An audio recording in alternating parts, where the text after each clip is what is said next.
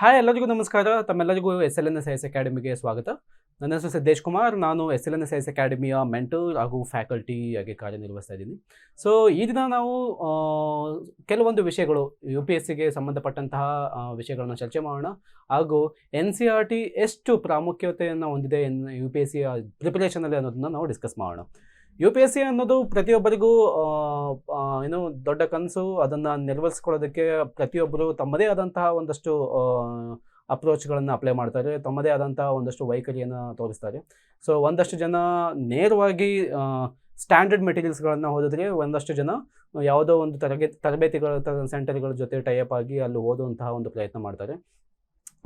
ಕೆಲವೊಂದು ಬೇಸಿಕ್ಸಿಂದ ಹಿಡಿದು ಸ್ಟ್ಯಾಂಡರ್ಡ್ಸ್ವರೆಗೂ ತರೋ ಅಂಡರ್ಸ್ಟ್ಯಾಂಡಿಂಗ್, ತರೋ ಕಾನ್ಸೆಪ್ಚುವಲ್ ಕ್ಲಾರಿಟಿ ಮೇಲೆ ಫೋಕಸ್ ಮಾಡ್ತಾ ಎಲ್ಲವನ್ನು ಕವರ್ ಮಾಡುವಂಥ ಒಂದು ಪ್ರಯತ್ನ ಮಾಡ್ತಾರೆ.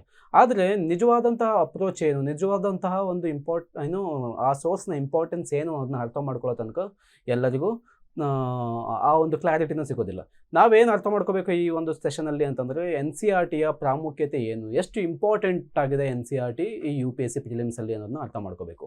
ಸೊ ಈ ಥರದ ವೀಡಿಯೋಗಳನ್ನು ಮುಂದೆ ಕೂಡ ನೋಡೋದಕ್ಕೆ ನೀವು ಈ ಒಂದು ಚಾನಲ್ನ ಸಬ್ಸ್ಕ್ರೈಬ್ ಮಾಡಿ ಹಾಗೂ ಫಾಲೋ ಮಾಡಿ ಹಾಗೂ ಬೆಲ್ ಬಟನ್ ಮೇಲೆ ನೀವು ಪ್ರೆಸ್ ಮಾಡಿದರೆ ನಿಮಗೆ ಪ್ರತಿಯೊಂದು ಈ ವಿಡಿಯೋಗಳನ್ನು ಮುಂದೆ ಕೂಡ ನೋಡ್ಬೋದು. ಕನ್ನಡದಲ್ಲಿ ಅತಿ ಕಡಿಮೆ ಆಗಿ ಕಂಟೆಂಟ್ಗಳು UPSC ರಿಲೇಟೆಡ್ ಕಂಟೆಂಟ್ಗಳು ಯೂಟ್ಯೂಬಲ್ಲಿ ಕಡಿಮೆ ದೊರೆಯುತ್ತವೆ. ಆದರೆ ನಾವು ಮುಂದೆ ಹೋಗೋ ದಿನಗಳಲ್ಲಿ ಹಲವಾರು ವಿಡಿಯೋಗಳನ್ನು ನಾವು ಮಾಡಿ ನಿಮಗೆ ಬೇಕಾದಂತಹ ಒಂದಷ್ಟು ಸೋರ್ಸ್ಗಳನ್ನು ಕನ್ನಡದಲ್ಲೇ ಪ್ರೊವೈಡ್ ಮಾಡುವಂಥ ಒಂದಷ್ಟು ಕಾರ್ಯಗಳು ನಮ್ಮ ಕಡೆಯಿಂದ ನಡೆಯುತ್ತವೆ. SLNSIS ಅಕಾಡೆಮಿ ವಿಶೇಷವಾಗಿ ಕನ್ನಡ ಜನಗಳಿಗೆ ಅಥವಾ ಕನ್ನಡದಲ್ಲಿ ಎಕ್ಸಾಮ್ಗೆ ಪ್ರಿಪೇರ್ ಆಗುತ್ತಿರುವಂತಹ ಒಂದಷ್ಟು ಆಸ್ಪಿರೆಂಟ್ಸ್ಗಳನ್ನು ಫೋಕಸ್ ಮಾಡ್ತಾ ಈ ಒಂದು ಇನಿಷಿಯೇಟಿವ್ನ ಸ್ಟಾರ್ಟ್ ಮಾಡಿದ್ದೀವಿ. ಸೊ ತಮ್ಮೆಲ್ಲರ ಸಪೋರ್ಟ್ ಇದಕ್ಕಿರಲಿ. ಹಾಗೂ ಈ ದಿನದ ಒಂದಷ್ಟು ಇಂಪಾರ್ಟೆಂಟ್ ವಿಷಯಗಳನ್ನು ಚರ್ಚೆ ಮಾಡ್ತಾ ನಾವು ಮುಂದೆ ಹೋಗೋಣ. ಸೊ UPSC 2025-26ನೇ ಒಂದು ಸಾಲಿನ ಪರೀಕ್ಷೆ ಆಲ್ರೆಡಿ ಮುಗಿದಿದೆ. 2025 ಪ್ರಿಲಿಮ್ಸ್ ಆಲ್ರೆಡಿ ಡನ್. ಸೊ ಎಲ್ಲರೂ ಆ ಒಂದು ಪರೀಕ್ಷೆಯನ್ನು ಭಾಗವಹಿಸಿ ಹಲವಾರು ಜನ ಈಗ ಆಲ್ರೆಡಿ ಮೇನ್ಸ್ಗೂ ಕೂಡ ತಯಾರಿ ಆಗ್ತಾ ಇದ್ದಾರೆ. ಮೇನ್ಸ್ಗೆ ಕೆಲವೇ ದಿನಗಳ ಕಾಲ ಬಾಕಿ ಉಳಿದಿದೆ. ಸೊ ಒಂದು ಪರೀಕ್ಷೆಯಲ್ಲಿ ಹಲವಾರು ಕ್ವೆಶನ್ಗಳು, ಹಲವಾರು ಪ್ರಶ್ನೆಗಳು ನೇರವಾಗಿ NCERTಯಿಂದ ಬಂದಿರುವಂತಹ ಒಂದಷ್ಟು ಸಂಭವಗಳಿವೆ. ಸೊ ಇದು ಮೊದಲನೇ ಬಾರಿಯಲ್ಲ, ಇದು ಕೊನೆ ಬಾರಿಯೂ ಅಲ್ಲ.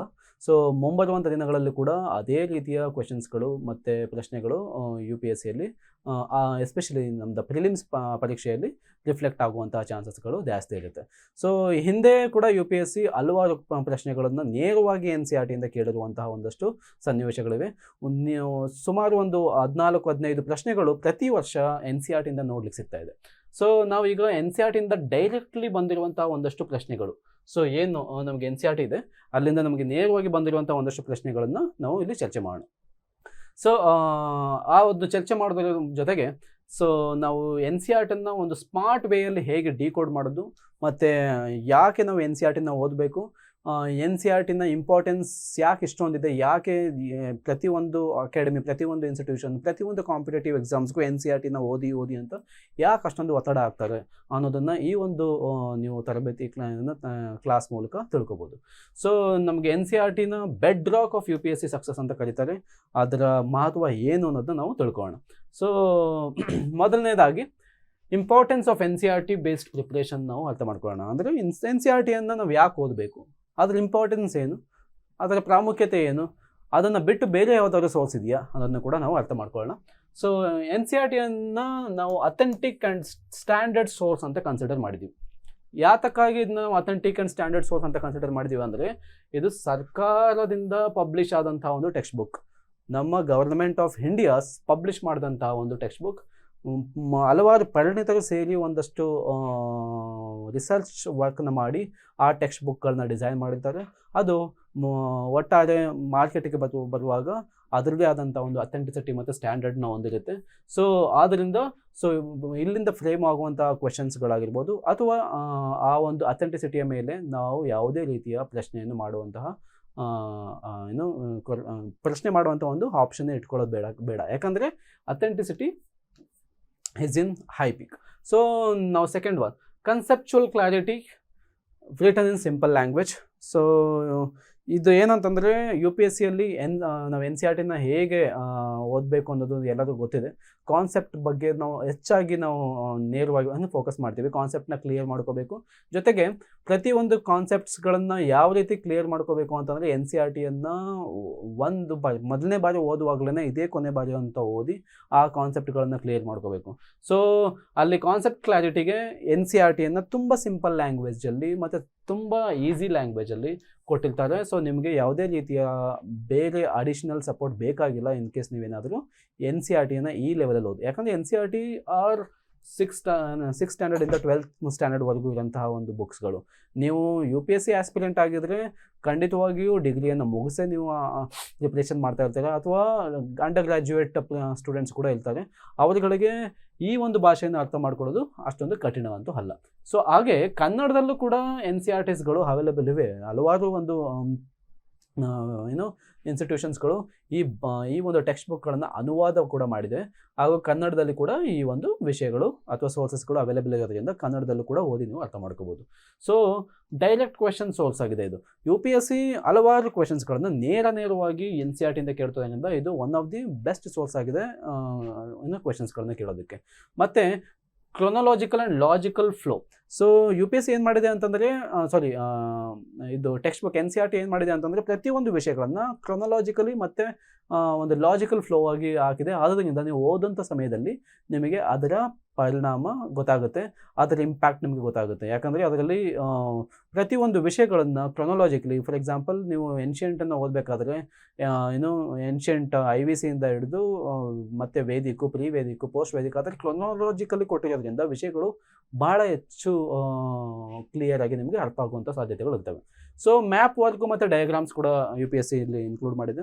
ಸೊ ನೀವು ಪ್ರತಿಯೊಂದು ಎನ್ ಸಿ ಆರ್ ಟಿನ ಟೆಕ್ಸ್ಟ್ನ ಅರ್ಥ ಮಾಡ್ಕೊಳ್ಳೋಂಥ ಅಂದರೆ ಓದೋಂಥ ಸಂದರ್ಭದಲ್ಲಿ ನೀವೇನಾದರೂ ತಿಳಿಯೋದಾದರೆ ಪ್ರತಿ ವಿಷಯಗಳಿಗೆ, ಪ್ರತಿ ಸಬ್ಜೆಕ್ಟ್, ಫಾರ್ ಎಕ್ಸಾಂಪಲ್ ನೀವು ಜಿಯೋಗ್ರಫಿ ಅಥವಾ ಪಾಲಿಟಿ ಅಥವಾ ಹಿಸ್ಟ್ರಿ ಸಬ್ಜೆಕ್ಟ್ಗಳನ್ನ ನೋಡಿದಾಗ ಮ್ಯಾಪ್ಸು ಮತ್ತು ಡಯಾಗ್ರಾಮ್ಸು, ಫ್ಲೋ ಚಾರ್ಟ್ಸ್ಗಳು ಇರುತ್ತೆ. ಜೊತೆಗೆ ಬಾಕ್ಸಸಲ್ಲಿ ಇಂಪಾರ್ಟೆಂಟ್ ಕಂಟೆಕ್ಸ್ಟ್ಗಳನ್ನು ಅವರು ಮೆನ್ಷನ್ ಮಾಡಿದ್ದಾರೆ. ಸೊ ಆದ್ದರಿಂದ ಇದು ನಿಮಗೆ ಒಂದು ವಿಜುವಲ್ ರೆಪ್ರೆಸೆಂಟೇಷನ್ ಕೂಡ ಆಗುತ್ತೆ. ಸೊ ನೀವು ಇಮ್ಯಾಜಿನ್ ಮಾಡಿಕೊಂಡು ಕೂಡ ಚೆನ್ನಾಗಿ ನೀವು ಅರ್ಥ ಮಾಡ್ಕೊಳ್ಳೋಂಥ ಒಂದು ಆಪ್ಷನ್ ಇದು. ಮತ್ತು ಯು ಪಿ ಎಸ್ ಸಿನ ನಾವು ರಿಲಯಬಲ್ ಸೋರ್ಸ್ ಅಂತಲೇ ಕರಿತೀವಿ. ಸೊ ಇದನ್ನ ನೀವು without any question you can simply rely on the U P S C N C R T book. ಯಾಕಂದರೆ ಈ ಟೆಕ್ಸ್ಟ್ ಬುಕ್ಗಳು ಅಲ್ಟಿಮೇಟ್ಲಿ ಬೇಸಿಕ್ಗೆ ಮಾಡಿದಂಥ ಒಂದು ಸೋರ್ಸ್ಗಳು. ಈ ಬೇಸಿಕ್ಸ್ನ ಕ್ಲಿಯರ್ ಮಾಡಬೇಕು ಅಂತಂದರೆ ನಿಮಗೆ ಎನ್ ಸಿ ಆರ್ ಟಿಯನ್ನು ಓದಲೇಬೇಕು. ಆ್ಯಂಡ್ ಎನ್ ಸಿ ಆರ್ ಟಿಯನ್ನು ಎಲ್ಲಿವರೆಗೆ ನೀವು ಓದೋದಿಲ್ವೋ ಅಲ್ಲಿವರೆಗೆ ಸ್ಟ್ಯಾಂಡರ್ಡ್ ಅರ್ಥ ಆಗೋದಿಲ್ಲ. ಆ್ಯಂಡ್ ಸ್ಟ್ಯಾಂಡರ್ಡ್ನ ನೀವು ಚೆನ್ನಾಗಿ ಅರ್ಥ ಮಾಡ್ಕೋಬೇಕು ಮತ್ತು ಅರ್ಥಕೊಳ್ಬೇಕು ಅಂತಂದರೆ N C R T basic foundation ಭಾಳ ಮುಖ್ಯ. So N C R T ಕೆಲವೊಮ್ಮೆ ಬಹಳ ಕಡಿಮೆ ಕನ್ಸಿಡರ್ ಮಾಡಿದಂತಹ ಒಂದಷ್ಟು ಬುಕ್ಸ್ಗಳು.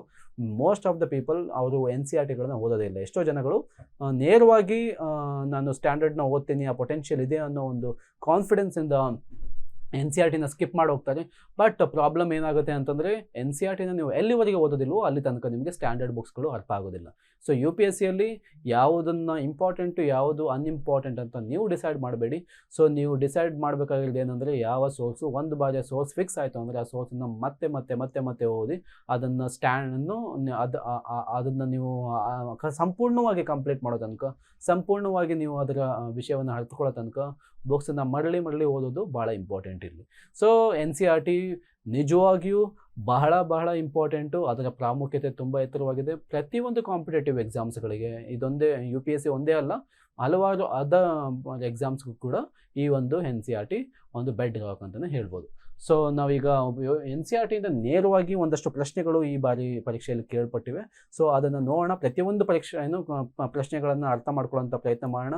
ನಾವು ಆ ಪ್ರಶ್ನೆಗಳಿಗೆ ನಿಮಗೆ ಎವಿಡೆನ್ಸ್ ರೂಪದಲ್ಲಿ ಸೋರ್ಸಸ್ನ ಕೂಡ ಅಟ್ಯಾಚ್ ಮಾಡಿದ್ದೀವಿ. ಆ ಸೋರ್ಸಸ್ನ ಕೂಡ ತೋರಿಸ್ತೀವಿ, ಎಲ್ಲಿಂದ ಎಕ್ಸಾಕ್ಟ್ ಆ ಪ್ರಶ್ನೆಯನ್ನು ತಗೊಂಡಿದ್ದಾರೆ ಮತ್ತು ಆ ಪರೀಕ್ಷೆಯ ಅಂದರೆ ಆ ಪ್ರಶ್ನೆಯ ಆಳತೆ ಮತ್ತು ಅದರ ಏನು ಆಳ ಆಗಲ್ಲ ಎಷ್ಟಿದೆ ಅನ್ನೋದು ಕೂಡ ನಾವು ಈ ಒಂದು ಡಿಸ್ಕಷನ್ ಮೂಲಕ ಅರ್ಥ ಮಾಡ್ಕೊಳ್ಳೋಣ. ಸೊ ನಾನು ಹೇಳಿದಾಗೆ ಎನ್ ಸಿ ಆರ್ ಟಿ ತುಂಬ ಇಂಪಾರ್ಟೆಂಟ್ ರೋಲ್ ಪ್ಲೇ ಮಾಡುತ್ತೆ. ಮ್ಯಾಪ್ ವರ್ಕ್ ಅಥವಾ ಡಯಾಗ್ರಾಮ್ನ ನೀವು ಅರ್ಥ ಮಾಡ್ಕೊಳ್ಳೋದಕ್ಕೂ ಕೂಡ ತುಂಬ ಇಂಪಾರ್ಟೆಂಟು. ಜಿಯೋಗ್ರಫಿ ಕಾನ್ಸೆಪ್ಟ್ಸ್ಗಳನ್ನು ಅರ್ಥ ಮಾಡ್ಕೋಬೇಕು ಅಂತಂದರೆ ಎಸ್ಪೆಷಲಿ ಇಂಡಿಯನ್ ಫಿಸಿಕಲ್ ಜಿಯೋಗ್ರಫಿ ಮತ್ತು ಫಿಸಿಕಲ್ ಜಿಯೋಗ್ರಫಿ ಮತ್ತು ಹ್ಯೂಮನ್ ಜಿಯೋಗ್ರಫಿ ಅರ್ಥ ಮಾಡ್ಕೋಬೇಕು ಅಂತಂದರೆ ನಿಮಗೆ ಮ್ಯಾಪ್ಸ್ಗಳ ಅವಶ್ಯಕತೆ ಇರುತ್ತೆ. NCERTಯಲ್ಲಿ ಆಲ್ರೆಡಿ ಮ್ಯಾಪ್ಸ್ಗಳು ಇನ್ಕ್ಲೂಡ್ ಆಗಿರೋದ್ರಿಂದ ನೀವು ಅತಿ ಹೆಚ್ಚಾಗಿ ಬೇರೆ ಕಡೆ ಅಟ್ಲಾಸ್ ಅದು ಇದು ನೋಡಿ ರೆಫರ್ ಮಾಡೋಂಥ ಅವಶ್ಯಕತೆ ಇಲ್ಲ. ಯಾಕಂದರೆ NCERT ಬೈ ಮ್ಯಾಪ್ಸು ಮತ್ತು ಫ್ಲೋ ಚಾರ್ಟ್ಗಳನ್ನು ಆಲ್ರೆಡಿ ಕೊಟ್ಟಿದ್ದಾರೆ. ಸೊ ಡೈರೆಕ್ಟ್ ಕ್ವೆಶನ್ ಸೋರ್ಸ್ ಆಗಿದೆ ಇದು. ಪಾಲಿಟಿ, ಜಿಯೋಗ್ರಫಿ ಮತ್ತು ಹಿಸ್ಟ್ರಿ, ಎಕನಾಮಿ ಕೂಡ ಡೈರೆಕ್ಟ್ ಕ್ವೆಶನ್ಸು ಈ ಒಂದು NCERTಯಿಂದ ಬರ್ತಾ ಇದೆ. ಕನ್ಸೆಪ್ಚುಯಲ್ ಕ್ಲಾರಿಟಿಗೆ ಈ ಒಂದು NCERT ಸೋರ್ಸು ಅಲ್ಟಿಮೇಟ್ ಆಗಿದೆ. ಸೊ ಯಾಕಂದರೆ ಈ ಒಂದು ಸಿಂಪಲ್ ಲ್ಯಾಂಗ್ವೇಜಿಂದ ಮತ್ತು ಫಂಡಮೆಂಟಲ್ ಕಾನ್ಸೆಪ್ಟ್ಸ್ನ ಕ್ಲಿಯರ್ ಮಾಡೋದಕ್ಕೆ ನೀವು NCERTನ ಓದಲೇಬೇಕಾಗಿದೆ. ಸೊ ಈ language of this NCERT is very easier.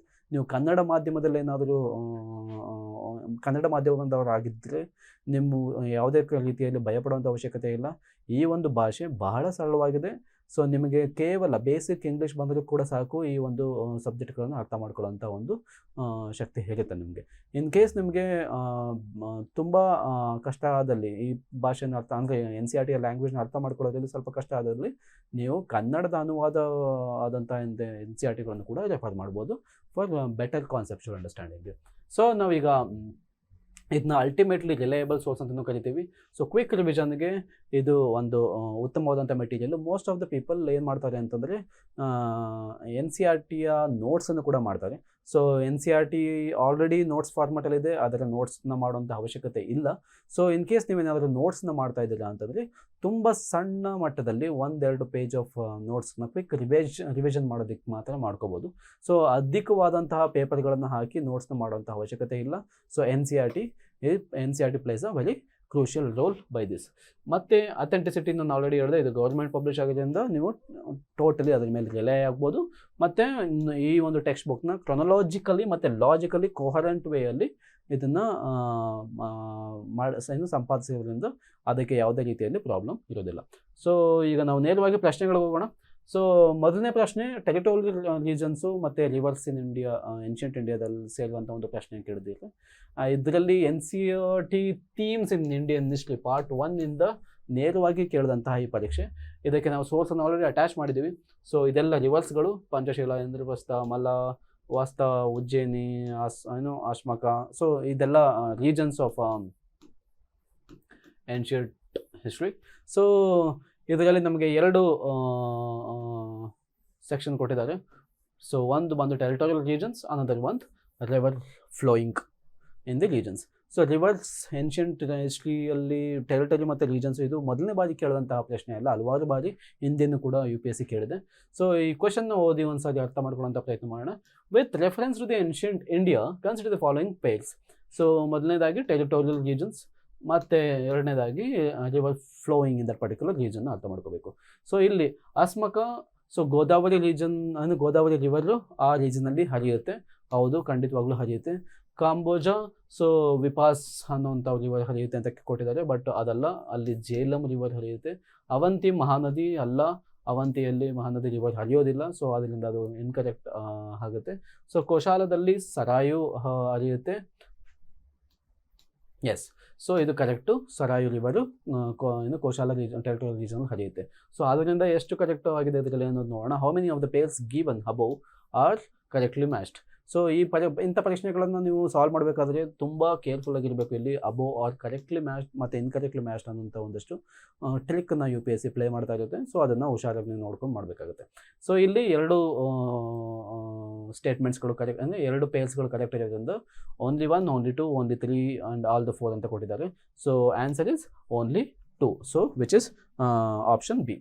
So yes. So ನಾವು ಈಗ ಎರಡನೇ ಪ್ರಶ್ನೆಗೆ ಹೋಗೋಣ. ಸೊ ಎರಡನೇ ಪ್ರಶ್ನೆಯಲ್ಲಿ ನಾವು ನೋಡೋದಾದರೆ it is about cultural titles of south Indian rulers. So south Indian rulers ಬಗ್ಗೆ ಹಲವಾರು ಬಾರಿ ಪ್ರಶ್ನೆಗಳನ್ನು ಕೇಳಿದ್ದಾರೆ UPSC. ಸೊ ಪ್ರತಿ ಬಾರಿ ಕೂಡ ಅವರ ಟೈಟಲ್ಸ್ ರಿಲೇಟೆಡ್ ಆಗಿರ್ಬೋದು, ಅಥವಾ ಅಡ್ಮಿನಿಸ್ಟ್ರೇಷನ್ ರಿಲೇಟೆಡ್ ಆಗಿರ್ಬೋದು, ಆಡಳಿತ ವಿಷಯವಾಗಿ ಸಂಬಂಧಪಟ್ಟಾಗಿರ್ಬೋದು, ಅಥವಾ ಅವರ ಕಾಂಟ್ರಿಬ್ಯೂಷನ್ ಸಮಾಜಕ್ಕೆ ನೀಡಿದಂತಹ ಒಂದು ಕೊಡುಗೆಗಳ ಬಗ್ಗೆ ಕೂಡ UPSC ಮುಂದೆನೂ ಕೂಡ ಹಿಂದೆ ಪ್ರಶ್ನೆಗಳನ್ನು ಕೇಳಿದೆ. ಸೊ ಈ ಒಂದು ಪ್ರಶ್ನೆಗೆ ನೇರವಾಗಿ ಸೋರ್ಸ್ ಬಂದು ನಮ್ಮದು NCERT themes in India history part 1 ಮತ್ತು ತಮಿಳ್ನಾಡು ಟೆಕ್ಸ್ಟ್ ಬುಕ್ ಕೂಡ. NCERTಗೆ ನಾವು ಕೆಲವೊಮ್ಮೆ Tamil Nadu text book of Tamil Nadu ಬೋರ್ಡ್ನ ಕೂಡ ಅಟ್ಯಾಚ್ ಮಾಡಿ ಓದ್ತೀವಿ. ಕೆಲವೊಂದು especially Tamil Nadu south Indian rulers ಬಗ್ಗೆ ತಿಳ್ಕೊಳ್ಳೋದಕ್ಕೆ, ಆದ್ದರಿಂದ ಅದನ್ನು ಕೂಡ ಅಟ್ಯಾಚ್ ಮಾಡಿದ್ವಿ. ಸೊ ಈ ಒಂದು ಕ್ವೆಶನ್ಗೆ ನೇರವಾಗಿ ಸೋರ್ಸ್ ನಾವು ಇಲ್ಲಿಂದ ಅಟ್ಯಾಚ್ ಮಾಡಿದ್ವಿ ವಿತ್ ನಿಮಗೆ ಎವಿಡೆನ್ಸ್ ರೂಪದಲ್ಲಿ. ಸೊ ಈ ಒಂದು ಪ್ರಶ್ನೆಯನ್ನು ಓದಿ ಅರ್ಥ ಮಾಡ್ಕೊಳ್ಳೋಂಥ ಪ್ರಯತ್ನ ಮಾಡೋಣ. Who among the following rulers in ancient India had assume the titles Mattavilasa and Vichitrachitta and Gunabhara? So ಇಲ್ಲಿ ನಾವು ಅರ್ಥ ಮಾಡ್ಕೊಳ್ಳೋಂಥ ವಿಷಯ ಏನಪ್ಪ ಅಂತಂದರೆ, ಫೋಕಸ್ ಬಂದು ಟೈಟಲ್ಸ್ ಮೇಲಾಗಿದೆ. ಸೊ ಆದ್ದರಿಂದ ಆ ಟೈಟಲ್ಸ್ ರಿಲೇಟೆಡ್ ಒಂದು ಅಟ್ಯಾಚ್ಮೆಂಟ್ ನಾವಿಲ್ಲಿ ಹಾಕಿದ್ದೀವಿ. ಸೊ ಇದು ನೇರವಾಗಿ NCERTಯಿಂದ ತಗೊಂಡಂಥ ಒಂದು ಸೋರ್ಸು. ಸೊ ಇಲ್ಲಿಂದ UPSC ಪ್ರಶ್ನೆಯನ್ನು ಫಾರ್ಮ್ ಮಾಡಿದೆ ಅನ್ನೋದು ನಮ್ಮ ಕ್ಲೇಮ್. ಸೊ ಇಲ್ಲಿ UPSC ಪ್ರತಿಯೊಂದು ಲೈನ್ ಟು ಲೈನ್ ನೀವು ನೋಡೋದಾದರೆ ಅದನ್ನು ಫ್ರೇಮ್ ಮಾಡೋಂಥ ಪ್ರತಿಯೊಂದು ವರ್ಡ್ಸ್ಗಳನ್ನು ನೇರವಾಗಿ ಇಲ್ಲಿ ತೊಗೊಂಡಿರೋಂಥದ್ದು ನೀವು ನೋಡ್ಬೋದು. The inscription at Mandagapattu and Mahendravarman 1 with numerous titles as Vichitrachitta ಅಂದರೆ ಕ್ಯೂರಿಯಸ್ ಮೈಂಡೆಡ್ ಅಂತ. ಸೊ ಇಲ್ಲಿ ನಮಗೆ ಆನ್ಸರ್ ಏನು ಅಂತ ಆಲ್ರೆಡಿ ನಿಮಗೆಲ್ಲ ಗೊತ್ತಾಗಿರ್ಬೋದು. ಶಿವ ವಿಷ್ಣು ಅಂತೂ ಅಲ್ಲ, ಮತ್ತು ನರಸಿಂಹವರ್ಮನು ಅಲ್ಲ, ಮತ್ತು ಸಿಂಹವರ್ಮನು ಅಲ್ಲ. So Mahendravarman 1 is a right answer. ಇಲ್ಲಿ ಮೊದಲನೆಯ ಮಹೇಂದ್ರವರ್ಮನ್ ಬಂದು ಕರೆಕ್ಟ್ ಆನ್ಸರ್ ಆಗಿರುತ್ತೆ. ಸೊ ಅದರಿಂದ ಪ್ರತಿಯೊಂದು ವರ್ಡ್ ಬೈ ವರ್ಡ್ UPSC NCERTನ ಸೋರ್ಸಿಂದ ತಗೊಳ್ತಾ ಇದೆ. ಸೊ ಬಹಳ ಕೇರ್ಫುಲ್ಲಾಗಿ ನೀವು NCERTನ ಓದಬೇಕಾಗುತ್ತೆ. ಸೊ ಈಗ ನೆಕ್ಸ್ಟ್ ಕ್ವೆಶನ್ಗೆ ನಾವು ಮೂವ್ ಆಗೋಣ. ಸೊ ಟ್ರೆಡಿಷ್ನಲ್ ಇರಿಗೇಷನ್ ಟೆಕ್ನಿಕ್ ಬಗ್ಗೆ ಒಂದು ಪ್ರಶ್ನೆ ಇದೆ. ಸೊ ಈ ಒಂದು ಪ್ರಶ್ನೆ ಇದು ಮೊದಲನೇ ಬಾರಿ ಅಲ್ಲ, ಈವನ್ 2016ನಲ್ಲೂ ಕೂಡ ಈ ಪರೀಕ್ಷೆ ಈ ಒಂದು ಪ್ರಶ್ನೆ ಬಂದಿತ್ತು. ಸೊ ಇದರಿಂದ ನಾನು ಏನು ಹೇಳೋಂಥ ಪ್ರಯತ್ನ ಮಾಡ್ತೀನಿ ಅಂತಂದರೆ, UPSC ಕೆಲವು ಬಾರಿ ಪ್ರಶ್ನೆಗಳನ್ನು ಮರುಕಳಿಸಿ ತಗೊಬರುತ್ತೆ ಆ್ಯಂಡ್ ರಿಪೀಟ್ ಆಗುವಂಥ ಕ್ವೆಶನ್ಗಳು ಭಾಳ ಇರುತ್ತೆ.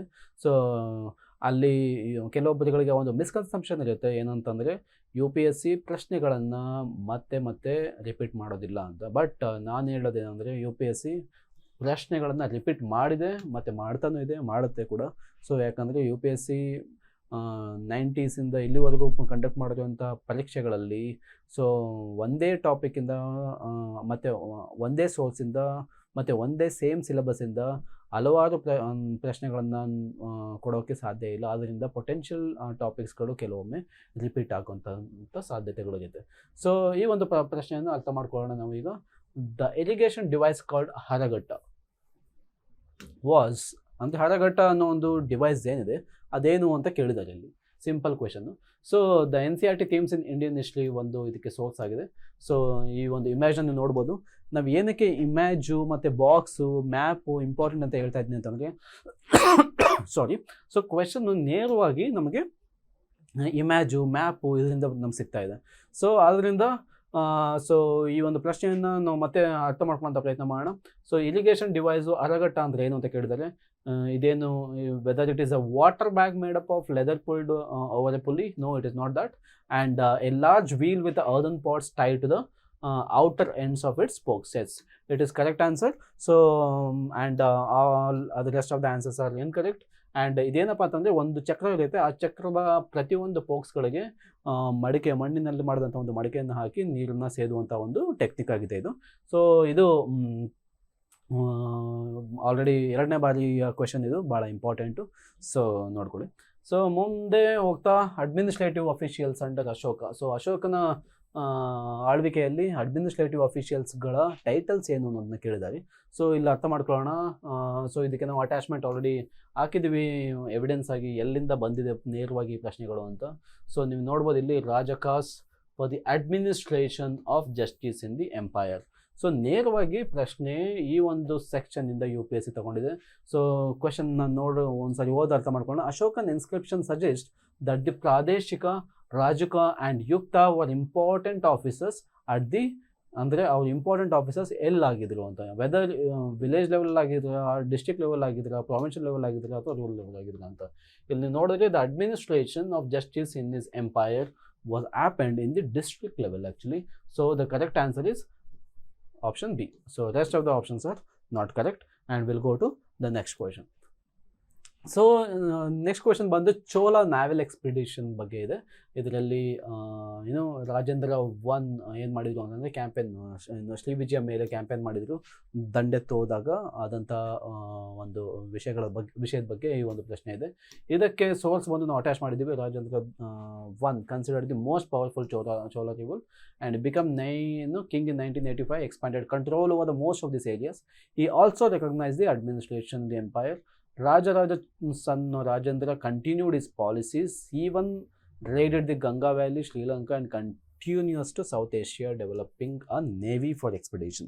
So Chola kingdom ಒಂದು ನೇವಿಗೆ ಹೆಸರಾಂತ ಒಂದು ಕಿಂಗ್ಡಮ್ ಆಗಿತ್ತು, ಎಲ್ಲರಿಗೂ ಗೊತ್ತಿರುವಂಥ ವಿಷಯ.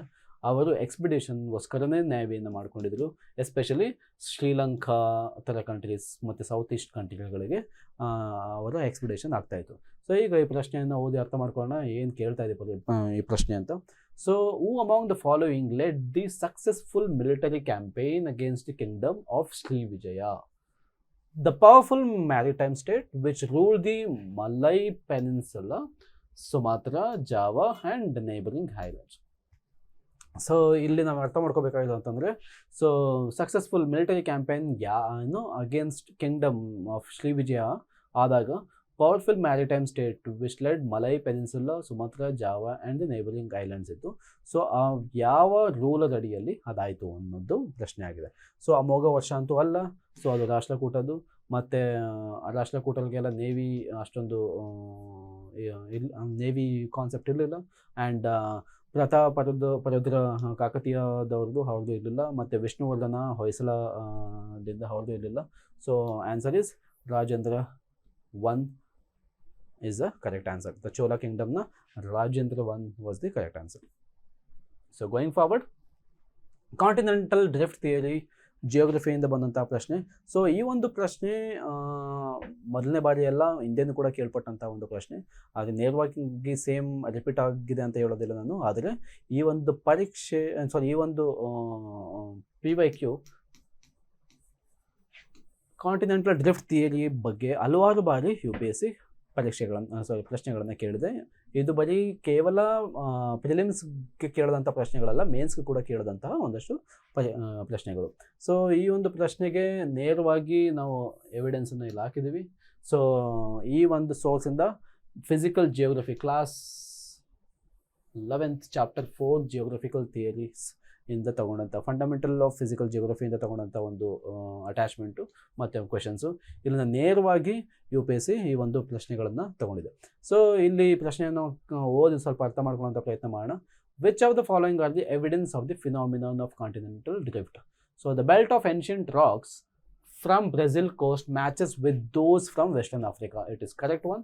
So in case if you see, you will get to understand what exactly the question is all about and ಹೆಂಗೆ ಅದನ್ನು ಪ್ರಶ್ನೆಯನ್ನು ಫಾರ್ಮ್ ಮಾಡಿದ್ದಾರೆ ಈ ಒಂದು ಕಂಟೆಕ್ಸ್ಟ್ ಮೇಲೆ ಅಂತ. The gold deposits of Gaana.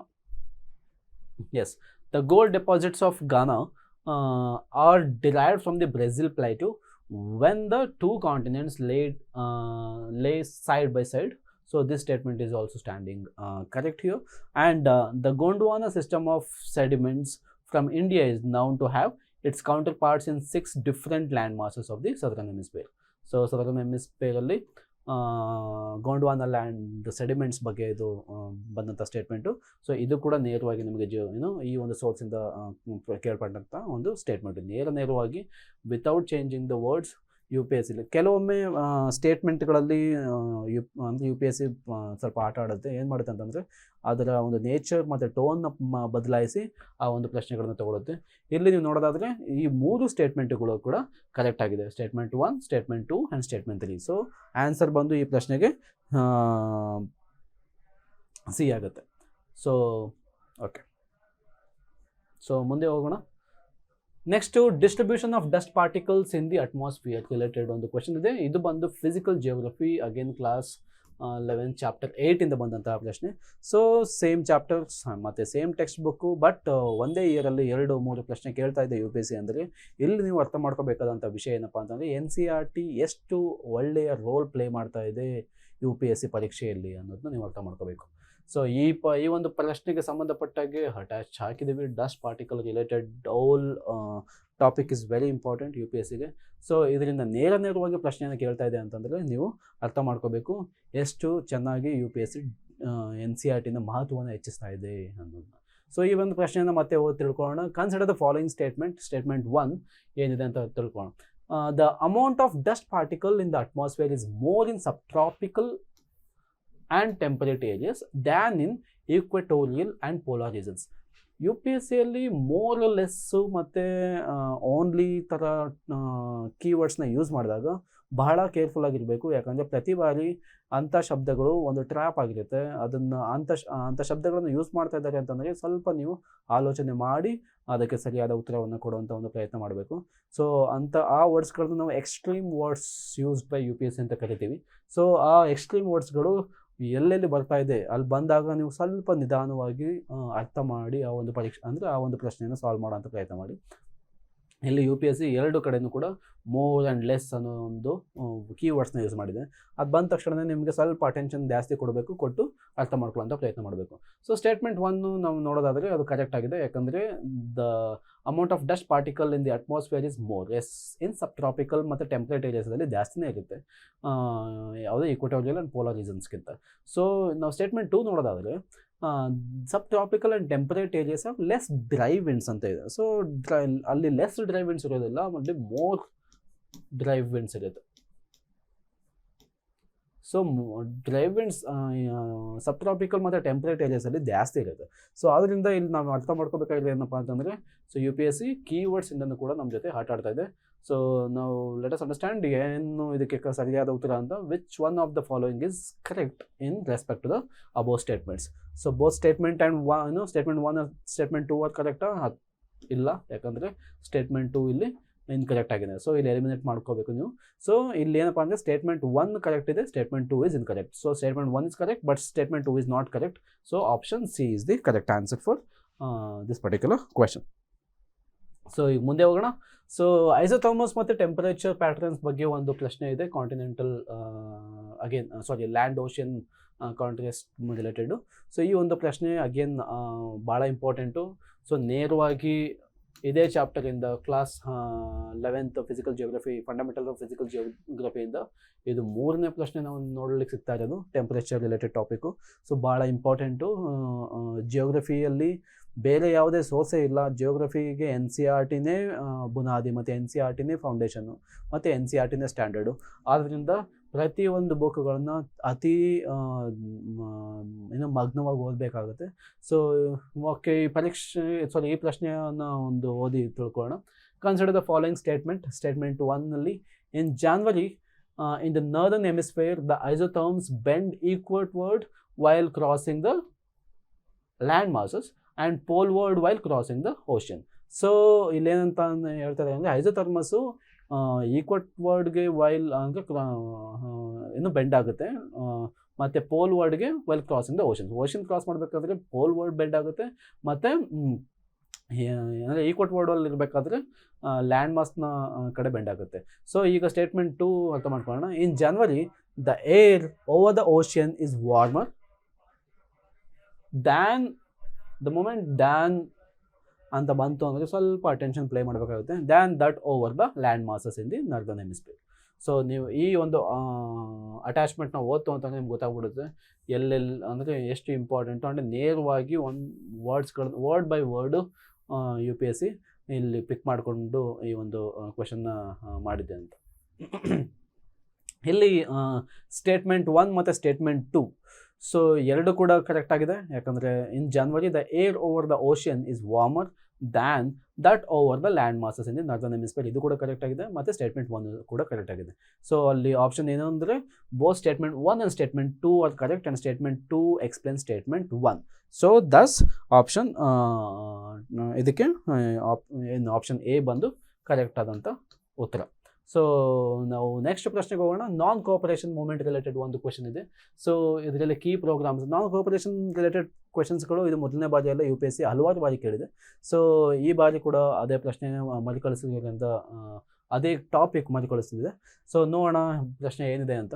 Consider the following subjects with regard to non cooperation program. So non cooperation ಪ್ರೋಗ್ರಾಮಲ್ಲಿ ಏನೇನಾಯಿತು ಅನ್ನೋದನ್ನ ಕೇಳಿದೆ. ಏನಾಗಿಲ್ಲ ಅನ್ನೋದು ಇಲ್ಲಿ ಇನ್ಕರೆಕ್ಟ್ ಆನ್ಸರ್ ಅಷ್ಟೇ. ಸೊ ಇದಕ್ಕೆ ಸರಿಯಾದ ಸೋರ್ಸ್ನ ನಾವು ಇಲ್ಲಿ ಆಲ್ರೆಡಿ ಅಟ್ಯಾಚ್ ಮಾಡಿದ್ದೀವಿ. ನೇರವಾಗಿ ಇಲ್ಲಿಂದ ಪ್ರಶ್ನೆಗಳನ್ನ ಎತ್ತಾಕಿದೆ. ಸೊ ಇಂಪಾರ್ಟೆಂಟಾಗಿ ನೀವು ಇಲ್ಲಿ ಫೋಕಸ್ ಮಾಡ್ಬೋದು. ಏನೇನು ಪಾಯಿಂಟ್ಸ್ ಇದೆ ಅದನ್ನ ಉಪಯೋಗಿಸಿ UPSC ಎಷ್ಟು ಚಂದವಾದಂಥ ಪ್ರಶ್ನೆಗಳನ್ನು ಮಾಡಾಗ್ತಾ ಇದೆ ಅಂತ. ಸೊ ಫಸ್ಟು ಮೊದಲನೇದ ಸ್ಟೇಟ್ಮೆಂಟ್ನ ಓದೋಣ. Boycott of law courts and foreign clothes ಆಗಿತ್ತು. ಎಸ್, ನಾನ್ ಕೋಆಪರೇಷನ್ ಮೂವ್ಮೆಂಟ್ನ ಒನ್ ಆಫ್ ದಿ ಪ್ರೋಗ್ರಾಮ್ ಇದು. ಮತ್ತು observance of strict non violence ಕೂಡ ಮಾಡಿದರು. Yes. So retention of titles and honours without using them in public. So retention ಆಗಿತ್ತಾ ಅಥವಾ ಆಗಿಲ್ಲ? Retention ಅಂತ ಏನು ಅಂದರೆ ನಾವು ಟೈಟಲ್ಸ್ಗಳು ಮತ್ತು ನಮಗೆ ಸಿಕ್ಕಂಥ ಹಾನರ್ಸ್ಗಳನ್ನು ನಾವು ಉಳಿಸ್ಕೊಂಡಿದ್ವೋ ಅಥವಾ ಅದನ್ನ ರಿನನ್ಶಿಯೇಟ್ ಮಾಡಿದ್ವಾ? ಸೊ ಇಲ್ಲಿ ವರ್ಡ್ಸ್ ಜೊತೆ ಆಟ ಆಡ್ತಿದ್ದೇವೆ ಈ ಪ್ರಶ್ನೆ. ಸೊ ರಿಟೆನ್ಷನ್ ಅಂದರೆ ಉಳಿಸ್ಕೊಳ್ಳೋದು, ರಿನನ್ಸಿಯೇಷನ್ ಅಂದರೆ ಅದನ್ನ ತ್ಯಜಿಸೋದು. ಸೊ ಇಲ್ಲಿ ರಿಟೆನ್ಷನ್ ಅಲ್ಲ, ಬದಲಾಗಿ renunciation. So I can relate to this here. So it is renunciation. So it is not retention, it is renunciation. So thus option ಏನು ಮೂರನೇ ಸ್ಟೇಟ್ಮೆಂಟ್ ಏನಿದೆ ಅದು ಇನ್ಕರೆಕ್ಟ್ ಆಗುತ್ತೆ. Establishment of panchayats for setting disputes, yes, it is correct statement. So ಇಲ್ಲಿ out of 4 ಸ್ಟೇಟ್ಮೆಂಟ್ಸ್ಗೆ which of the how many of the above were parts of the non cooperation program ಅಂತ ಕೇಳಿದ್ದಾರೆ. So ಅದರಿಂದ only 3 are the part of non cooperation program. ಮಿಕ್ಕ ಒಂದು ಬಂದು ಅದು part ಆಗೋದಿಲ್ಲ. ಸೊ ಮುಂದಿನ ಪ್ರಶ್ನೆಗೆ ಹೋಗೋಣ, ಎಕನಾಮಿ. ಸೊ ಈ ಬಾರಿ ಎಕನಾಮಿ ಪ್ರಶ್ನೆ ಬಂದು ತುಂಬ ವಿಚಿತ್ರವಾಗಿತ್ತು. ಹಲವಾರು ಜನಗಳಿಗೆ ಎಸ್ಪೆಷಲಿ ಸೀರಿಯಸ್ ಆಗಿ ಪ್ರಿಪೇರ್ ಆದಂಥ ಆಸ್ಪಿರೆಂಟ್ಸ್ಗಳು ಸರ್ಪ್ರೈಸ್ ಆಗಿದ್ದಾರೆ. ಯಾಕಂದರೆ UPSC ಮೊದಲನೇ ಬಾರಿಗೆ ಎಕನಾಮಿ ಅಂದರೆ GS 1 ಪೇಪರಲ್ಲಿ ಎಲ್ಲರೂ ಮ್ಯಾಥಮೆಟಿಕ್ಸ್ ಕ್ಯಾಲ್ಕುಲೇಷನ್ ಮಾಡೋವಂಥ ಒಂದು ಎಕ್ಸಸೈಸ್ನ ಮಾಡಿಸಿದೆ. ಆ್ಯಂಡ್ ಹಲವಾರು ಜನಕ್ಕೆ ಇದು ಸರ್ಪ್ರೈಸೇ ಅನ್ಬೋದು. ಯಾಕಂದರೆ ಯೂಶ್ವಲಿ ನಾವು ಕ್ಯಾಲ್ಕುಲೇಷನ್ನ CSET ಪೇಪರಲ್ಲಿ ಮಾಡ್ತೀವಿ, ಅದರ ಬದಲಾಗಿ ಈ ಬಾರಿ ಪೇಪರ್ 1ಅಲ್ಲಿ ಮಾಡೋಂಥ ಅವಕಾಶ. ಸೊ ಆದರೆ ಕ್ವೆಶನ್ ನೇಚರ್ ಬಂದು ಈಸಿ ಇದೆ. ಆ್ಯಂಡ್ ಈ ಒಂದು ಕ್ಯಾಲ್ಕುಲೇಷನ್ಸು ಡೈರೆಕ್ಟ್ಲಿ ಫ್ರಮ್ NCERT ಇದೆ ಅನ್ನೋದು ಇನ್ನೊಂದು ಸರ್ಪ್ರೈಸ್ ಕೂಡ. ಸೊ ಇದರಲ್ಲಿ ನಾವು ಅರ್ಥ ಮಾಡ್ಕೊಳ್ಳೋಣ. ಇಂಟ್ರೊಡಕ್ಟರಿ ಟು ಮ್ಯಾಕ್ರೋ ಎಕನಾಮಿಕ್ಸಿಂದ ಈ ನೇರವಾದಂಥ ಪ್ರಶ್ನೆಯನ್ನು ತಗೊಂಡಿದ್ದಾರೆ. ಸೊ ನಾವು ಇಲ್ಲಿ ಆಲ್ರೆಡಿ ಅಟ್ಯಾಚ್ ಮಾಡಿದ್ದೀವಿ. ಸೊ ನಾವು ಈ ಪ್ರಶ್ನೆಯನ್ನು ಒಂದು ಅರ್ಥ ಮಾಡ್ಕೊಳ್ಳೋಂಥ ಪ್ರಯತ್ನ ಮಾಡೋಣ. Suppose the revenue expenditure is 80,000. So revenue expenditure ಅಕಸ್ಮಾತ್ 80,000 crores ಇದ್ದರೆ, ಆ್ಯಂಡ್ ರೆವಿನ್ಯೂ ರೆಸಿಪ್ಟ್ಸ್ ಬಂದು revenue receipts of government are 60,000 crore. The government budget is also shown borrowing of 10,000. Borrowing ಕೂಡ ಇದೆ, ಅದು 10,000 crore ಇದೆ. So this and 6,000 crore interest ಇದೆ. 6,000 crores of interest. Which of the following statements are correct ಅನ್ನೋದನ್ನ ಕೇಳಿದೆ. ನೋಡೋಣ ಇಲ್ಲಿ ಸ್ಟೇಟ್ಮೆಂಟ್ಸ್ಗಳು ಎಷ್ಟು ಕರೆಕ್ಟು ಮತ್ತು ಎಷ್ಟು ತಪ್ಪು ಅಂತ. ರೆವಿನ್ಯೂ ಡೆಫಿಸಿಟ್ ಈಸ್ 20,000 ಅಂತ. ರೆವಿನ್ಯೂ ಡೆಫಿಸಿಟನ್ನು ಹೆಂಗೆ ಕ್ಯಾಲ್ಕುಲೇಟ್ ಮಾಡ್ತೀರಾ? ರೆವಿನ್ಯೂ ಎಕ್ಸ್ಪೆಂಡಿಚರಿಂದ ರೆವಿನ್ಯೂ ರೆಸಿಪ್ಟ್ಸ್ನ ಮೈನಸ್ ಮಾಡಿದ್ರೆ ನಿಮಗೆ ರೆವಿನ್ಯೂ ಡೆಫಿಸಿಟ್ ಸಿಗುತ್ತೆ. That is 20,000 crores which is correct. Fiscal ಡೆಫಿಸಿಟ್ನ ಹೆಂಗೆ ಕ್ಯಾಲ್ಕುಲೇಟ್ ಮಾಡ್ತೀರಾ? ಸೊ ಫಿಸಿಕಲ್ ಡೆಫಿಸಿಟ್ನ ಕ್ಯಾಲ್ಕುಲೇಟ್ ಮಾಡೋದಕ್ಕೆ ನಿಮಗೆ ಟೋಟಲ್ ಎಕ್ಸ್ಪೆಂಡಿಚರಿಂದ ಟೋಟಲ್ ರೆಸಿಪ್ಟ್ನ ನೀವು ಮೈನಸ್ ಮಾಡಬೇಕಾಗುತ್ತೆ. ಸೊ ಟೋಟಲ್ ರೆಸಿಪ್ಟ್ಸಿಂದ ಟೋಟಲ್ ಡೆಫಿಸಿಟಿಂದ ಟೋಟಲ್ ಎಕ್ಸ್ಪೆಂಡಿಚರಿಂದ ಟೋಟಲ್ ರೆಸಿಪ್ಟ್ಸ್ನ ನೀವೇನಾದರೂ ಸಬ್ಸ್ಟ್ರಾಕ್ಟ್ ಮಾಡಿದ್ರೆ 10,000 crores. And so that's fiscal deficit 10,000 crore ಆಗುತ್ತೆ.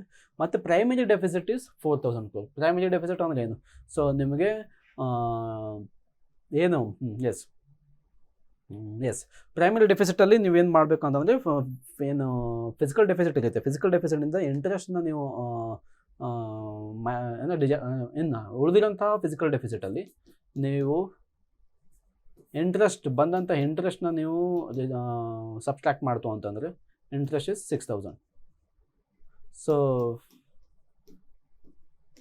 4,000 is your primary deficit. So primary deficit 4,000 crore ಇದೆ, ಫಿಸಿಕಲ್ ಡೆಫಿಸಿಟ್ 10,000 ಇದೆ, ಮತ್ತು ರೆವಿನ್ಯೂ ಡೆಫಿಸಿಟ್ 20,000 crore ಇದೆ. ಸೊ ಇಲ್ಲಿಗೆ ಆನ್ಸರ್ ಬಂದು all the 3 statements are correct. So ಅದರಿಂದ ಆಪ್ಷನ್ ಡಿ ಬಂದು ಕರೆಕ್ಟ್ ಆನ್ಸರ್ ಆಗುತ್ತೆ. ಸೊ ಅದಕ್ಕೆ ನೇರವಾದಂಥ ಪ್ರಶ್ನೆಗೆ ಸೋರ್ಸ್ ಬಂದು ಇಲ್ಲಿ ಅಟ್ಯಾಚ್ ಮಾಡಿರೋಂಥ ಒಂದು ಇದು. ಸೊ ಇಲ್ಲಿ ವರ್ಡ್ಸ್ ಬೈ ವರ್ಡ್ಸ್ ನೀವು ನೋಡ್ತು ಅಂತಂದರೆ same calculation without any changes ಈ ಪ್ರಶ್ನೆಯನ್ನು ಕೇಳಿದ್ದಾರೆ. ಓನ್ಲಿ ಫಿಗರ್ಸ್ ಚೇಂಜ್ ಆಗ್ಬೋದು, ಬಟ್ ಪ್ರಶ್ನೆಗೆ ಸೋರ್ಸು ನೇರವಾಗಿ ಇದೇ ಆಗಿರುತ್ತೆ. So next question again same ಚಾಪ್ಟರಿಂದ ಎಕನಾಮಿ, ಮ್ಯಾಕ್ರೋ ಎಕನಾಮಿಕ್ಸು ತುಂಬ important. So which is related to gross primary deficit ಬಗ್ಗೆ ಒಂದು ಕ್ವೆಶನ್ ಇದೆ. ಸೊ ಇಲ್ಲಿ ಅಗೇನ್ ನೀವು ನೋಡೋದಾದರೆ same question from same topic and from the same page.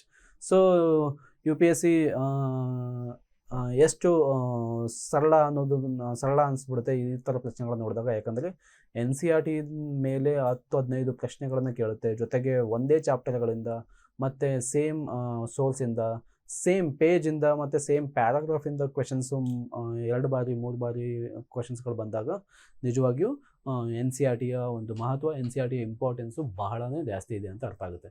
ಇಲ್ಲಿ ಅಗೇನ್ ನಾವು ಈ ಪ್ರಶ್ನೆಯನ್ನು ಅರ್ಥ ಮಾಡ್ಕೊಳ್ಳೋಂಥ ಪ್ರಯತ್ನ ಮಾಡೋಣ. A countries fiscal deficit stands at 50,000 crores. It is receiving 10,000 crores through non ಡೆಪ್ಟ್. ಸೊ ನಾನ್ ಡೆಪ್ಟ್ ಆಗಿ 10,000 crores ಬರ್ತಾ ಇದೆ. ಅಲ್ಲಿ ಕ್ರಿಯೇಟಿಂಗ್ ಎ ಕ್ಯಾಪಿಟಲ್ ರಿಸಿಪ್ಟ್ಸ್ ಮತ್ತು ದ ಕಂಟ್ರೀಸ್ ಇಂಟ್ರೆಸ್ಟ್ ಲಯಬಿಲಿಟಿ ಬಂದು 1,500 crores ಇದೆ. ಸೊ ನಾವೇನು ಕಂಡುಹಿಡಬೇಕು ಅಂತಂದರೆ ಗ್ರಾಸ್ ಪ್ರೈಮರಿ ಡೆಫಿಸಿಟ್ ಏನು, what is the gross primary deficit. So gross primary deficit ಅಂದರೆ ಏನು ಅಂದರೆ ಸೊ ಫಿಸಿಕಲ್ ಡೆಫಿಸಿಟ್ 50,000 crores ಇದೆ. ಸೊ ಅದ್ರಲ್ಲಿ ನಾವೇನು ಲಯಬಿಲಿಟಿನ ನಾವು ಸಬ್ಸ್ಟ್ರಾಕ್ಟ್ ಮಾಡಿದ್ರೆ ಗ್ರಾಸ್ ಪ್ರೈಮರಿ ಡೆಫಿಸಿಟ್ ಸಿಗುತ್ತೆ. What is a liability? 1,500 crores is liability. So most of the people ಏನು ಮಾಡ್ತಾರೆ ಅಂತಂದರೆ ಅಲ್ಲಿ ನಾನ್ ಡೆಪ್ಟನ್ನು ಕೂಡ ಮೈನಸ್ ಮಾಡಿಬಿಡ್ತಾರೆ. ನಾನ್ ಡೆಪ್ಟನ್ನ ಮೈನಸ್ ಮಾಡ್ತು ಅಂತಂದರೆ ನಿಮಗೆ ತಪ್ಪಾದಂಥ ಒಂದು ಉತ್ತರ ಸಿಗುತ್ತೆ. ಇಲ್ಲಿ ನಾವು ಸರಿಯಾದ ಉತ್ತರ ಏನಂದರೆ ನೀವು ಫಿಸಿಕಲ್ ಡೆಫಿಸಿಟಿಂದ ಇಂಟ್ರೆಸ್ಟ್ ಮತ್ತು ಲಯಬಿಲಿಟೀಸ್ ಏನಿದೆ ಅದನ್ನ ಮೈನಸ್ ಮಾಡ್ತು ಅಂತಂದಾಗ ಗ್ರಾಸ್ ಪ್ರೈಮರಿ ಡೆಫಿಸಿಟ್ ಸಿಗುತ್ತೆ. That is the 48,500 crores. So which is correct answer. So going forward, dancing girl of Mohenjodaro again in question ಪ್ರಿಲಿಮ್ಸಲ್ಲಿದೆ. ಸೊ PYQ ಅಲ್ಲಿ ಹಲವಾರು ಬಾರಿ IVC ಇಂದ ಎವ್ರಿ ಇಯರ್ ಕ್ವಶನ್ಸ್ ಬಂದೇ ಬರುತ್ತೆ. ಇದಕ್ಕೆ one of the weightage having topic. So surprisingly ಈ ಬಾರಿ ಬುದ್ಧಿಸಮ್, ಜೈನಿಸಮಿಂದ ಯಾವುದೇ ಕ್ವಶನ್ ಇಲ್ಲ, ಆದರೆ IVC ಇಂದ ಈ ಬಾರಿ ಕ್ವಶನ್ ಇತ್ತು. ಯಾಕಂದರೆ ಅವರ 100 ವರ್ಷದ ಒಂದು ಸೆಲೆಬ್ರೇಷನ್ನು IVC ಫೈಂಡ್ ಮಾಡಿ, ಸೊ ಆದ್ದರಿಂದ IVC ಇಂದ ಈ ಪ್ರಶ್ನೆ ಇತ್ತು. ಸೊ ಕ್ವೆಶನ್ ಏನಪ್ಪ ಅಂತಂದರೆ the famous female figurine known as dancing girl found in Mohenjodaro made up of what. So ಯಾವ ಮೆಟಲಿಂದ ಆ ಒಂದು ಫಿಗರ್ನ ಮಾಡಲಾಗಿದೆ ಅನ್ನೋದನ್ನ ಒಂದು ಪ್ರಶ್ನೆ ಕೇಳಿದ್ದಾರೆ. ಸೊ ಈ ಡ್ಯಾನ್ಸಿಂಗ್ ಗರ್ಲ್ ಬಗ್ಗೆ ಆಲ್ರೆಡಿ ಎಲ್ಲರೂ ನೀವು ಇಂಡಿಯನ್ ಇಂಟ್ರೊಡಕ್ಷನ್ ಟು ಆರ್ಟ್ ಆಗಿರ್ಬೋದು ಅಥವಾ ಏನ್ಷಿಯಂಟಲ್ಲಿ ಯಾವುದೇ NCERT ತೊಗೊಂಡ್ರು ಇದರ ಬಗ್ಗೆ ನಮಗೆ IVC ಬಗ್ಗೆ ಓದಿದ್ದೀವಿ. So it is art and culture related topic. But so ಎಲ್ಲರಿಗೂ ಗೊತ್ತಿರುವಂತಹ ಒಂದು ಈಸಿ ಕಾನ್ಸೆಪ್ಟ್ ಇದು. ಸೊ IVCಯಲ್ಲಿ ಯಾವುದೇ ಆದಂಥ ಎಕ್ಸೆಪ್ಟ್ ಕ್ಲೇ, ಗೋಲ್ಡ್ ಆಗಿರ್ಬೋದು ಅಥವಾ ಬೇರೆ ಮೆಟಲ್ಗಳನ್ನು ಯೂಸ್ ಮಾಡಿಲ್ಲ, ಎಸ್ಪೆಷಲಿ ಐರನ್ಗಳೆಲ್ಲ ಯೂಸ್ ಮಾಡಿಲ್ಲ ಜಾಸ್ತಿಯಾಗಿ. ಸೊ ಗೋಲ್ಡ್ ಯೂಸ್ ಮಾಡಿದ್ದಾರೆ, ಬಟ್ ಐಡಲ್ಸ್ಗಳಾಗಿರ್ಬೋದು, ಸ್ಟ್ಯಾಚ್ಯೂಸ್ಗಳಾಗಿರ್ಬೋದು made up of purely bronze. So ಇಲ್ಲಿ ಕರೆಕ್ಟ್ ಆನ್ಸರ್ ಬಂದು option C, which is bronze. So ಈಗ ನೆಕ್ಸ್ಟ್ ಪ್ರಶ್ನೆ ಬರೋಣ. ಇಂಟರ್ನ್ಯಾಷನಲ್ ಡೇಟ್ ಲೈನ್ ರಿಲೇಟೆಡ್ ಒಂದು ಕ್ವಶನ್ ಇದೆ. ಸೊ ಇಲ್ಲಿ ಲಾಂಗಿಟ್ಯೂಡ್ ಮತ್ತು ಲ್ಯಾಟಿಟ್ಯೂಡ್ ರಿಲೇಟೆಡ್ ಟಾಪಿಕ್ ಇದು. ಸೊ ಇದರಲ್ಲಿ fundamental physics geography class 11th earth grid system ಬಗ್ಗೆ ಅರ್ತ್ ಗ್ರಿಡ್ ಸಿಸ್ಟಮ್ ಚಾಪ್ಟರಿಂದ ನೇರವಾಗಿ ಬಂದಂತಹ ಒಂದು ಪ್ರಶ್ನೆ ಇದು. ಸೊ ಈ ಪ್ರಶ್ನೆಗೆ ಆಲ್ರೆಡಿ ನಾವು ಅಟ್ಯಾಚ್ಮೆಂಟ್ ಇದೆ ಆ್ಯಸ್ ಅನ್ ಎವಿಡೆನ್ಸ್. ಸೊ ಈ ಪ್ರಶ್ನೆಯನ್ನು ಒಂದ್ಸಲಿ ಅರ್ಥ ಮಾಡ್ಕೊಳ್ಳೋಣ. Consider the following statements. Anadyr in Siberia. Anadyr is in Russia actually. So and Nome is in US. So yeah, Nome is in US. Nome in Alaska are few kilometers from each other. So ಅವೆರಡು ಒಂದು ಕೆಲವೇ ಅಂತರಗಳಿಂದ ದೂರ ಇದೆ. But when people are walking up and getting set for breakfast in these cities, it would be different days. So ಇದ್ರಲ್ಲಿ ಏನಾಗುತ್ತೆ ಅಂತಂದರೆ ಅವರುಗಳಿಗೆ ಸಮಯದ ವ್ಯತ್ಯಾಸ ಏನು ಭಾಳ ಇರೋದಿಲ್ಲ. ಆದರೆ ದಿನದ ಸಮಯ ಸೇಮೇ ಇದ್ದರೂ ಇಬ್ಬರು ಒಂದೇ ಬಾರಿ ಎದ್ದೇಳ್ತಾರೆ, ಇಬ್ಬರು ಒಂದೇ ಬಾರಿ ಬ್ರೇಕ್ಫಾಸ್ಟ್ಗೆ ಹೋಗ್ತಾರೆ. ಬಟ್ ಸಮಯ ಕೂಡ ಸೇಮೇ ಆಗಿರುತ್ತೆ, ಆದರೆ ದಿನ ಬದಲಾವಣೆ ಆಗಿರುತ್ತೆ. So it would be a different days. Yes, it is correct statement. So ಯಾಕಂದರೆ ಅನಡೈರ್ ಮತ್ತು ನೋಮಿಂದ ಸೊ ಒಂದು ದಿವಸ ಮುಂಚಿತವಾಗಿ ಅವ್ರಿಗೆ ಡೇ ಆಗುತ್ತೆ. ಸೊ ಫಾರ್ ಎಕ್ಸಾಂಪಲ್ ಅನಡೈರ್ ಅವ್ರಿಗೆ ಏನಾದರೂ ಮಂಡೇ ಇದ್ದರೆ ಅಲಾಸ್ಕಾದವ್ರಿಗೆ ಸಂಡೇ ಇರುತ್ತೆ. So one day before, one day prior ಆಗಿ ಆ ಒಂದು ಟೈಮ್ ಲೈನ್ ಇದೆ. ಸೊ ಅದರಿಂದ when it is Monday in Anadyr, it is Tuesday in Nome. So it is like incorrect statement ಇದು. ಯಾಕಂದರೆ ಸೊ ಮಂಡೇ ಅನಡೇರಲ್ಲಿ ಮಂಡೇ ಆದಾಗ, ಸೊ ನೋಮಲ್ಲಿ ಇದು ಸಂಡೇ ಆಗಬೇಕು. ಒನ್ ಡೇ ಬಿಫೋರ್ ಅಂದರೆ ಅವರು ಒಂದು ದಿವಸ ಮುಂಚಿತವಾಗಿದ್ದಾಗ ಅಷ್ಟೇ. ಸೊ ಸಮಯ ಸೇಮ್ ಇದೆ, ಎಲ್ಲವೂ ಸೇಮ್ ಇದೆ, ಆದರೆ ದಿನ ಬದಲಾವಣೆ ಇದೆ ಅಷ್ಟೇ. ಸೊ ಇಲ್ಲಿ which of the statement given above is are correct? So statement 1, statement 2, statement 3, statement 1 only, 2 only, both 1 and 2, and neither 1 or not 2. So first statement correct ಇದೆ, ಸೆಕೆಂಡ್ ಸ್ಟೇಟ್ಮೆಂಟ್ ರಾಂಗ್ ಇರೋದ್ರಿಂದ option A is the only correct answer here.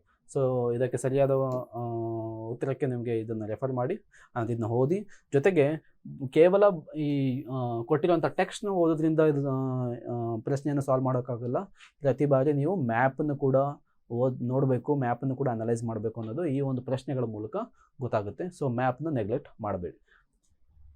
Next ಪ್ರಶ್ನೆಯನ್ನು ಅರ್ಥ ಮಾಡ್ಕೊಳ್ಳೋಂಥ ಒಂದು ಪ್ರಯತ್ನ ಮಾಡೋಣ. So ಇದಕ್ಕೆ time zone related question, again same. So practical work in geography related topic ಇದು. And ಇದರಲ್ಲಿ ಏನಪ್ಪ ಅಂತಂದರೆ, consider the following countries, how many of the above countries have the 4 time zones. Time zones ಎಷ್ಟು ಕಂಟ್ರಿಗೆ more than 4 time zones ಇದೆ ಅನ್ನೋದನ್ನ ತಿಳ್ಕೊಬೇಕು ಈ ಪ್ರಶ್ನೆ ಮೂಲಕ.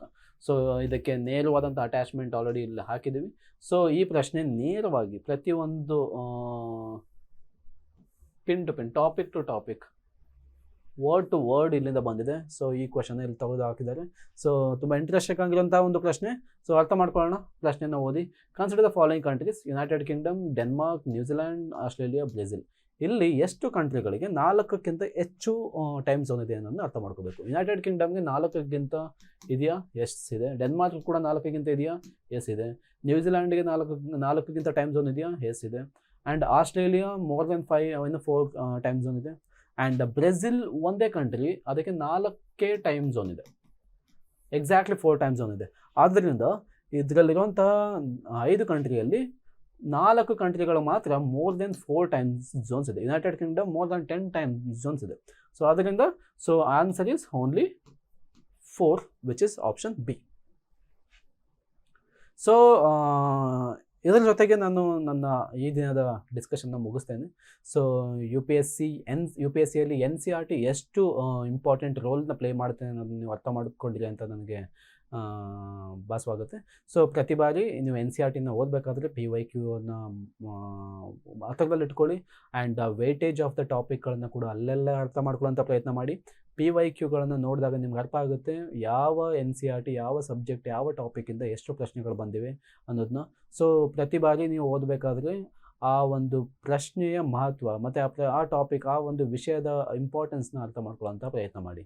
So NCERT at the end of the day ನಾನು ಏನು ಹೇಳೋದಂದರೆ, NCERT ಬಂದು bed rock of the UPSC preparation. And without NCERT UPSC is incomplete. ನೀವು UPSCಯನ್ನು ಜರ್ನಿಯನ್ನು ತುಂಬ ಸುಲಭ ಮಾಡ್ಕೋಬೇಕು ಅಂದರೆ NCERTಯನ್ನು ಓದಲೇಬೇಕು. ಸೊ ಒಂದು ಬಾರಿ ಓದೋದಲ್ಲ, ಪದೇ ಪದೇ ಓದಬೇಕು, ರಿವೈಸ್ ಮಾಡಬೇಕು, ಮತ್ತೆ ರೀಡಿಂಗ್ ಮಾಡ್ತಾ ಇರಬೇಕು. So that is the ultimate sources of UPSC. So NCERTಯನ್ನು ಯಾವುದೇ ಕಾರಣಕ್ಕೆ ನೆಗ್ಲೆಕ್ಟ್ ಮಾಡಬೇಡಿ. ಸೊ ಓದ್ತಾ ಇರಿ. ಮತ್ತು ಹೆಚ್ಚಿನ ವಿಡಿಯೋಗಳಿಗಾಗಿ ಈ ಒಂದು ಚಾನಲ್ನ ಸಬ್ಸ್ಕ್ರೈಬ್ ಮಾಡ್ಕೊಳ್ಳಿ ಮತ್ತು ಫಾಲೋ ಮಾಡಿ. ಎಲ್ಲರಿಗೂ ಧನ್ಯವಾದ.